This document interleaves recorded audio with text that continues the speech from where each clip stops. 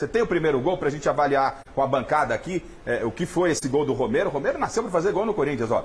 Tá aí, Miller, começando por você, fique à vontade aí, não vou distribuir mais a bola não, fique à vontade. O que acontece aí, Miller, nesse lance? Falha da defesa, mérito do Romero, enfim. Claro que o defensor, né, ficou esperando o Romero definir a jogada, né? O Romero dominou dentro da área, máximo 2 toques mesmo tem que dar.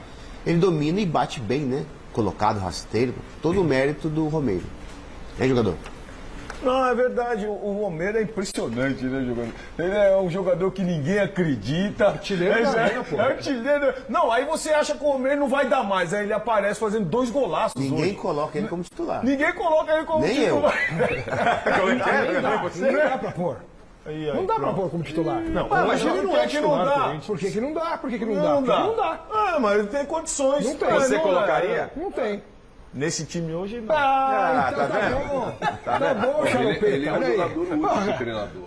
Aí, ó, tá vendo? Aí, ó. Útil, O último é uma coisa, titular é outra. Não, mas você não joga com 11. Claro só, que né? não. Você tem 5 substituições e o Romero é um cara que Mas pra ajuda ele, você bastante. só joga com 11. Ele é antigo.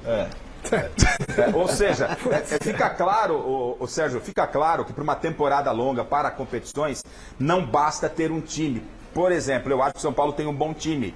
O elenco do São Paulo me deixa um pouco preocupado em termos de temporada, né? Para você ganhar jogo, você pode ter um time bom, você acaba ganhando jogo. Mas para um campeonato é preciso ter um elenco. Hoje o Corinthians tem um elenco encorpado? Hoje, né, Garrafa, você precisa ter elenco. Eu vejo muita gente falando, nós temos precisa de contratar fulano, tem jogador um valor alto no banco, mas precisa ter banco, cara. Você precisa ter elenco para poder de nível, mexer né, as peças. De nível. Pô. Não adianta você ter 11 jogadores só e não ter o elenco. O elenco hoje são 23 pelo menos. E se você consegue ter 18 jogadores num bom nível, E você Sérgio, vai poder com esse utilizar. time aí, ó, o Corinthians não precisa nem pôr os titulares. Com esse time que entrou hoje contra a Universidade, se não ganhar, manda todo mundo embora. É verdade, é isso mesmo. Manda todo mundo embora, Não jogador. precisa nem ser nesse, né, Então, Paulinho? não, eu tô falando com o time que entrou. Mas tem a obrigação de fazer 3 O ou time 4. que entrou no primeiro tempo tem condições de ganhar desse time da Universidade. E nem precisa jogar os titulares. Os titulares jogam contra o Mirassol.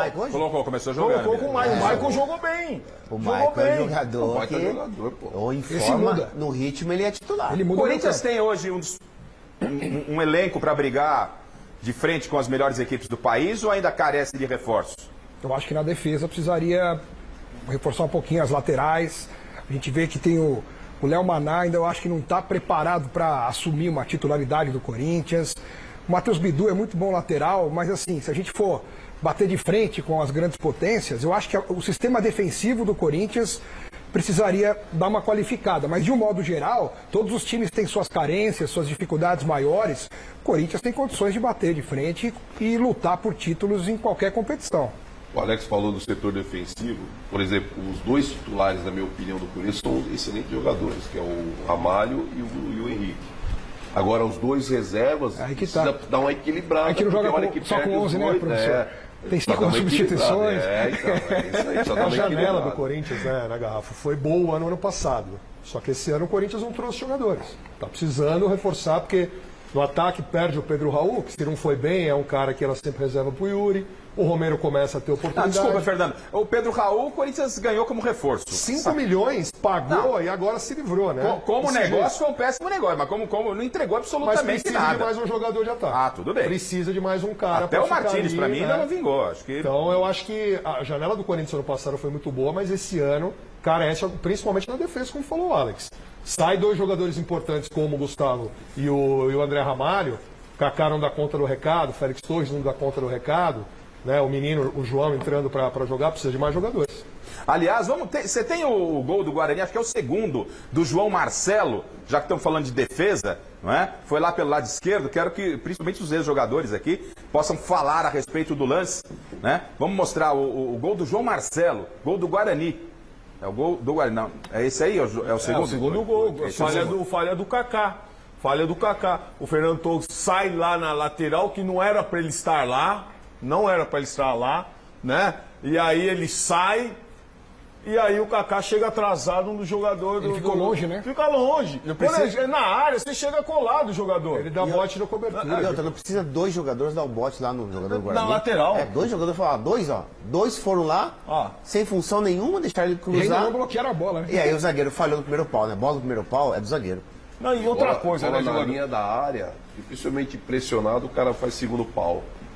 Vai jogar a bola no primeiro, e no primeiro pau o atacante vai cortar ali. O Paulo fez muito disso aí. Aí o zagueiro tem que cortar primeiro pau. Até porque, Sérgio, até porque o atacante do Guarani, ele não estava bem posicionado para fazer esse gol. Sim.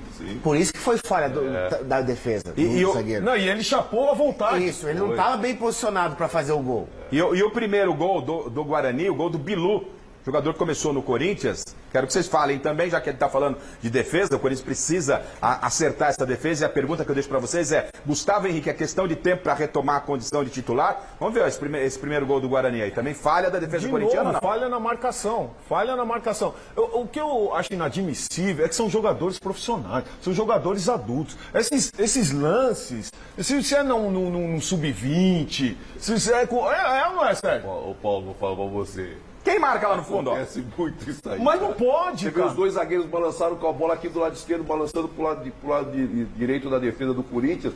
E o lateral do Corinthians balançou para dentro para marcar, sendo que ele tem que estar fora. Não precisa balançar tanto, cara. Mas, Os caras mas balançam. é isso que eu falo. Você como treinador hoje, você observa um lance desse, você vai treinar a semana inteira pro cara não errar. Sim. Aí chega na próxima semana, os mesmos erros. Fica bem claro ali, evidente, né, jogador, que a defesa não conversou, não falou, né? Tá de boca calada. E outra coisa, você dá o lado do campo pro adversário desde que o adversário esteja aberto lá na linha. Sim. É diferente. Aí Aí dá tempo de você recompor. Agora, se você dá a diagonal, dá o lado do campo esquerdo pro adversário, ele dentro da área, sofre o gol. O jogador do Guarani foi perfeitamente bem aí. Bateu de primeira cruzado, sem chance pro Hugo. Deixa eu perguntar ao Silvestre, qual é o planejamento, se o Silver tiver condição lá na zona mista, o Chile, pra gente saber qual é o planejamento, né, do Corinthians para o jogo de quarta-feira. É força máxima contra a fraca equipe da Venezuela e depois tem o Mirassol em casa pelas semifinais, pelas quartas de final do Paulista. O que o Ramon tá imaginando aí? Poderia chegar com maior tranquilidade no jogo de quarta-feira, né, gente? Não tivesse feito aquela bobagem lá na Venezuela, podia ter administrar o jogo de quarta. Mas você reclama tanto de jogo colado, você podia ter jogado hoje com os titulares, quarta descansa os titulares, classifica na pré-Libertadores, né? E no final de semana pega o Mirassol. Pode ser, né? Corinthians com força total quarta-feira, né, Silver?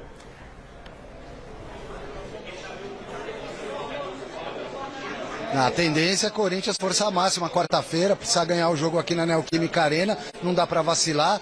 Depois avançando tem mais uma fase de pré-Libertadores, mais um mata-mata até chegar na fase de grupos da Libertadores da América.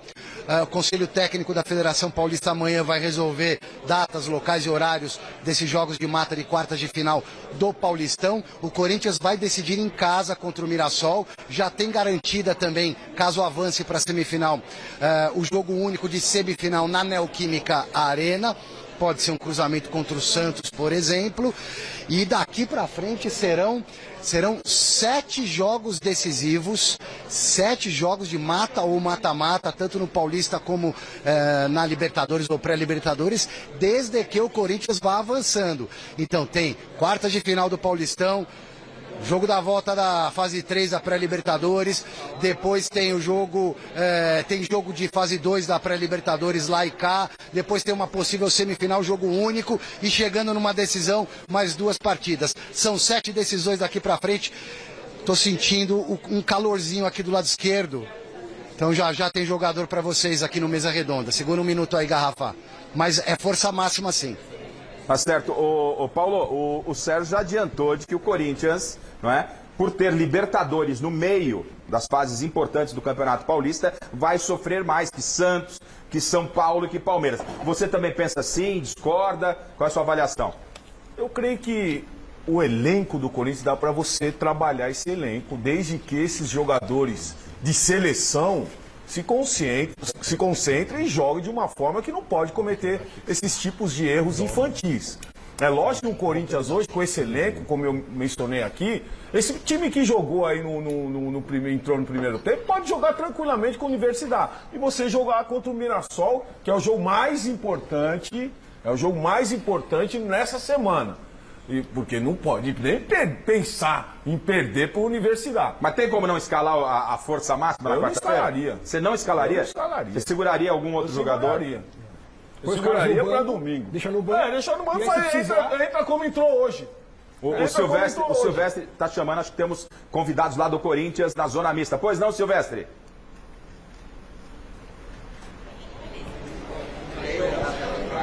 O Bidon tá chegando por aqui, o Bidon que jogou o Sul-Americano com a seleção brasileira sub-20 e pela lesão que aconteceu no jogo de ida lá da pré-Libertadores, muito provavelmente o Bidon, vou pedir, dá para mostrar, Marcito, o Bidon ali terminando uma entrevista, ele vai colar aqui para falar com o pessoal de televisão também, o Bidon que acabou entrando no segundo tempo hoje.